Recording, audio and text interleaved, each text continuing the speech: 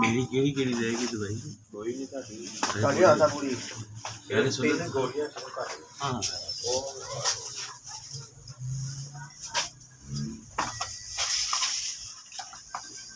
तो आप ये मेडिसिन बता दिए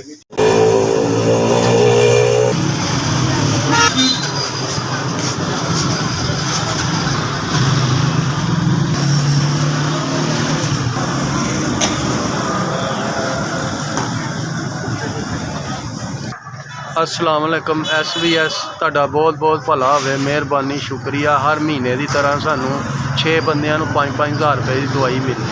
अस्सलाम वालेकुम SBS आपका बहुत शुक्रिया। मैं गुर्दों का मरीज़ हूँ, मुझे हर माह की तरह 5,000 रुपये की दवाई मिल गई। अस्सलाम वालेकुम SBS मैं आपका बड़ा शुक्रगुज़ार हूँ। गुर्दे का मरीज़ हूँ और 5,000 रुपये की दवाइयाँ मुझे। अस्सलाम वालेकुम SBS आपका बहुत बहुत शुक्रिया। मुझे हर महीने की तरह 5,000 रुपये की ग्लूकोमा का मरीज़ दवाई मिल गई आपको मेरे। SBS आपका शुक्रिया। मैं गुर्दों का मरीज़ हूँ, आपने हर महीने मुझे 5,000 की दवाई लेके दी, इस बार भी लेके दी, आपका बहुत बहुत शुक्रिया।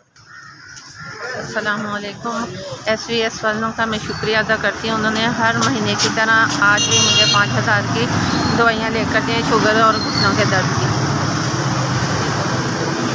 SBS मैं दिल का मरीज़ हाँ, तुहाडा बहुत भला होवे। सन 6 बंदियां 30,000 रुपए की दवाई मिल गई, मेहरबानी।